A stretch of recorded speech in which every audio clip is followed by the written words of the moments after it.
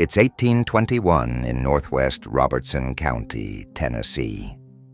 The air is heavy with the scent of earth and corn as farmer John Bell strolls through his fields in Red River, now known as Adams. The sun hangs low, casting long shadows over the rows of corn swaying gently in the breeze. Then, a flicker of movement catches his eye. He freezes, his hand instinctively moving to the musket slung over his shoulder. Squinting, he sees it more clearly, or so he thinks. It looks like a dog, but the head is unmistakably that of a rabbit. His pulse quickens. He raises his gun and fires. The deafening crack echoes through the stillness, sending a flock of startled crows into the air. But when the smoke clears, the creature is gone.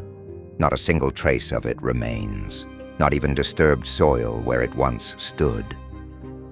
John Bell, an experienced marksman, lowers his gun, frowning. Perplexed but not overly concerned, he shrugs off the strange encounter and heads home. That night, as the Bell family gathers around the dinner table, the peace of their modest home is shattered by a sharp, rhythmic knocking. It seems to be coming from outside, on the walls of the house itself.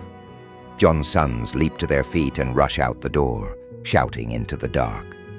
But there is nothing, no wind, no footsteps, no sign of anyone or anything. Inside, unease grips the family. The knocking ceases, but the silence it leaves behind feels oppressive, as though the night itself is holding its breath. What none of them could know is that this is just the beginning. A dark presence has entered their lives, one that would torment them for years to come. A presence that would go on to haunt not only the Bell family, but the collective memory of an entire nation. 200 years later, the Bell Witch remains one of the most chilling legends in American history. Stories of strange whispers, violent poltergeist activity, and a spirit with a malevolent vendetta have passed down through generations. But as with all great ghost stories, one question still lingers. Is the Bell Witch actually real?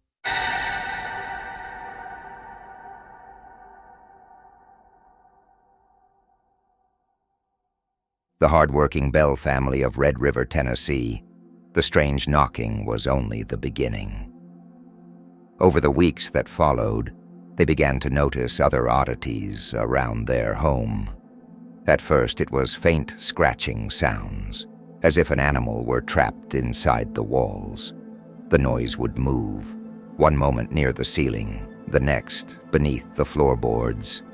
But no matter how thoroughly John Bell searched, John Bell found no cause. Then came the whispers. Soft, indistinct murmurs drifted through the house late at night, too quiet to understand but impossible to ignore.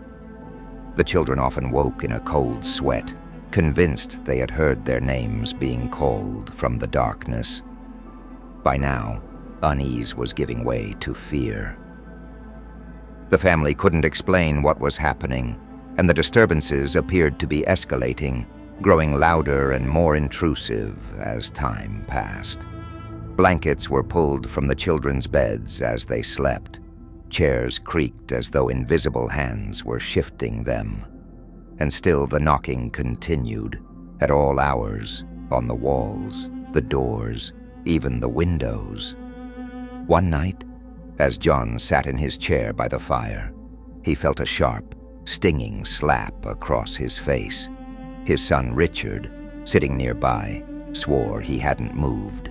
It was then that the Bells began to suspect they were dealing with something far beyond the natural world.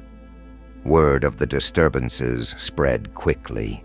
Neighbors came to see for themselves, but the entities seemed to grow bolder in the presence of an audience. Objects would fly across the room, and disembodied voices began to mock and taunt anyone brave enough to visit.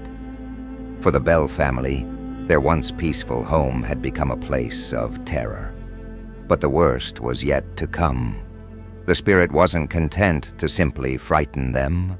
It had a purpose, and soon it would make that purpose known.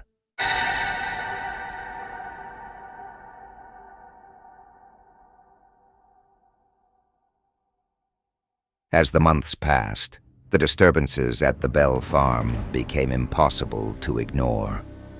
The unseen force seemed to take pleasure in tormenting the family, but its most unnerving development was yet to come. It found a voice. It started as faint murmurs, incomprehensible and fleeting, like the sound of a distant conversation carried on the wind. But the murmurs grew louder, more distinct, until they formed clear words, mocking and taunting the Bell family during their daily routines. But as it gained strength, its tone became sharper, more confident, even conversational. The entity appeared to enjoy playing with its victims, answering questions one moment and hurling insults the next.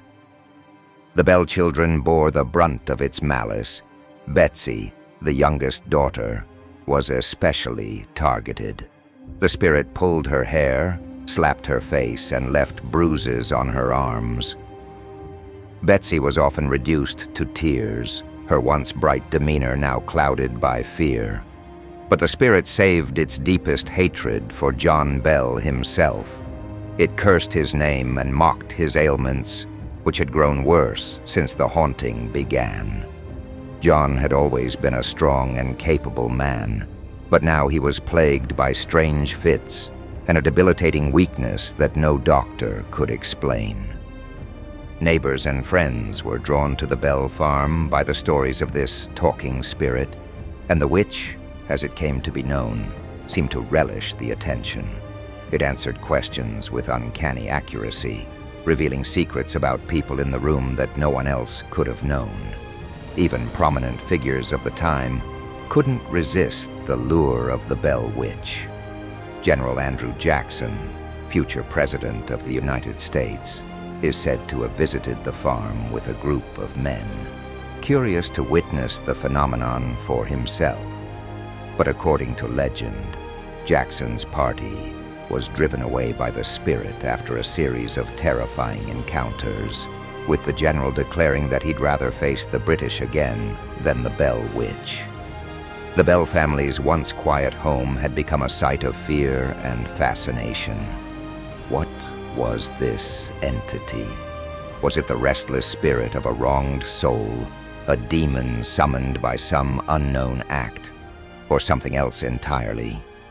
Whatever it wasn't done with John Bell.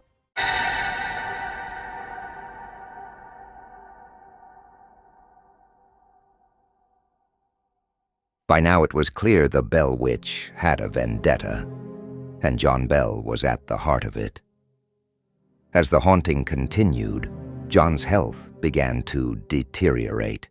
He suffered from episodes of sudden weakness, trembling hands, and sharp pains in his throat that no doctor could explain. The once robust farmer grew frail, his energy drained by an affliction that seemed beyond the reach of medicine. The witch, however, was merciless. It delighted in his suffering, taunting him openly.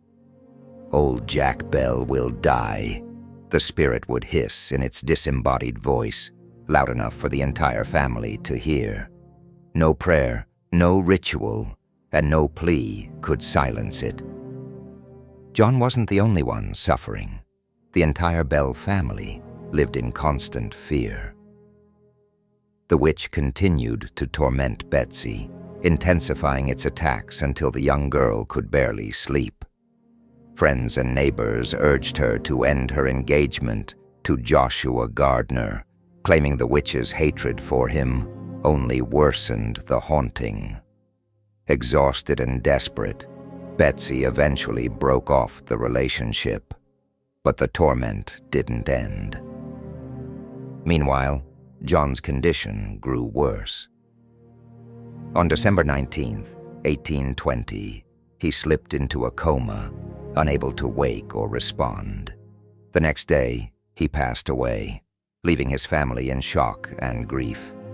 The Bell Witch, however, was far from silent. After John's death, the family found a small vial of dark liquid near his bedside. Suspicion turned to the witch when its voice echoed through the room, claiming responsibility. "I gave old Jack that poison," it said, cackling with a chilling glee. To test the claim, the family gave a few drops of the liquid to a cat. The poor animal died instantly. Whatever the liquid was, it had the power to kill, and the witch seemed to revel in her triumph. John Bell's funeral drew a large crowd from the community, but even in death, the witch refused to leave him in peace. As mourners gathered to pay their respects, her voice rang out, mocking the family and singing crude songs to disrupt the solemn occasion. The Bell Witch had achieved what she set out to do. John Bell was gone, and the family was left broken. But even with her apparent victory, the haunting did not end entirely.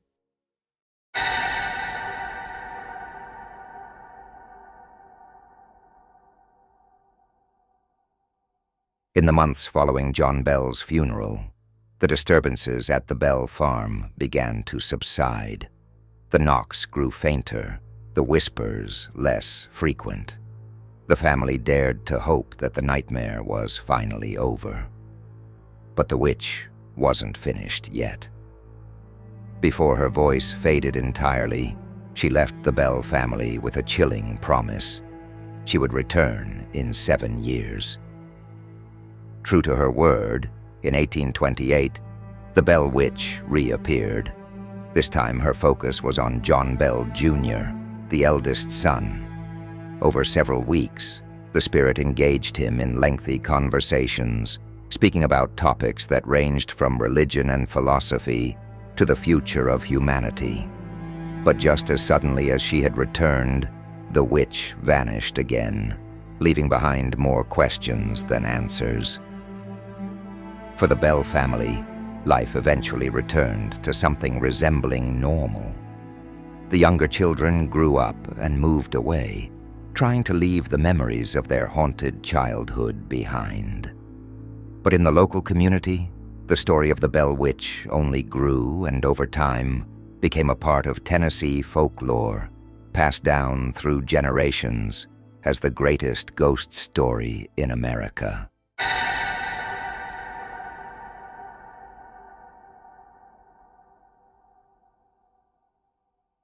The question still lingers, though. Was the Bell Witch actually real, or simply the stuff of legends? Over 2 centuries, scholars, skeptics, and storytellers have proposed countless theories in an attempt to answer this question. One of the earliest explanations links the Bell Witch to Kate Batts, a neighbor of John Bell. According to local lore, Batts had a contentious relationship with the Bell family, particularly over a disputed land deal. After her death, some believed that her spirit had returned to exact revenge. However, there's little evidence to suggest Kate Batts had any real connection to the Bell Witch. Historical records indicate that while she was eccentric and unpopular in the community, she was alive during much of the haunting and reportedly dismissed the claims herself. Still, the name Kate became synonymous with the Bell Witch in many retellings, cementing her as a central figure in the legend. Another theory suggests the Bell Witch was an elaborate hoax, possibly orchestrated by members of the Bell family. Some historians speculate that Betsy Bell or one of her siblings could have fabricated the haunting to cover up familial tensions or abuse. Others suggest that local neighbors might have played pranks to create the illusion of a haunting. While this theory offers a more rational explanation, it struggles to account for the sheer scope of the events. Witnesses, including neighbors and even public figures, reported experiences they couldn't explain. Could all of these accounts be exaggerated, or were they drawn into a carefully constructed illusion? Psychologists and sociologists often point to mass hysteria as a potential explanation for supernatural events. Under this theory, the Bell family's initial experiences, perhaps sparked by natural noises or an overactive imagination, could have triggered a collective belief that spiraled out of control. This explanation is supported by the historical context. In early 19th century rural America, belief in ghosts, witches, and the supernatural was widespread. The Bell family lived in an isolated community where folklore thrived, creating fertile ground for fear to take root and grow. But mass hysteria doesn't account for the physical manifestations described in The Haunting: moving objects, bruises, and disembodied voices heard by dozens of people. Could it all have been a trick of the mind, or was something more tangible at work? For believers, the Bell Witch remains a compelling case of genuine supernatural activity. The detailed accounts of the entity's behavior, its intelligence, its malice, and its ability to interact with the physical world set it apart from typical ghost stories. Many paranormal enthusiasts argue that the Bell Witch represents a poltergeist or even a demon. The theory of a poltergeist is supported by the witch's apparent focus on Betsy, a common pattern in cases of poltergeist activity, which often center around young women experiencing emotional turmoil. Others suggest the entity was a demonic force, citing its violent tendencies and its claim to have poisoned John Bell as evidence of malevolence. Finally, some argue that the Bell Witch is less about what happened and more about how the story was told. Over time, the tale of the Bell Witch has been embellished, retold, and adapted, evolving into a piece of American folklore. The earliest written account of The Haunting, an authenticated history of the Bell Witch by M.V. Ingram, was published in 1894, decades after the events supposedly took place. Critics have pointed out inconsistencies in Ingram's account, suggesting that the story was shaped as much by 19th century fascination with the supernatural as by historical truth. Even today, the Bell Witch legend continues to grow, fueled by ghost hunters, Hollywood adaptations, and local tourism. Is the story itself the real ghost, an ever-changing specter that haunts the imagination? The answer depends on who you ask. To skeptics, the Bell Witch is a cautionary tale about the dangers of superstition and fear. To believers, it's one of the most well-documented cases of paranormal activity in history. But one thing is certain: the Bell Witch refuses to fade into obscurity. Whether she was a vengeful spirit, a trick of the mind, or the creation of a master storyteller, her legend has endured for over 200 years, captivating and terrifying in equal measure.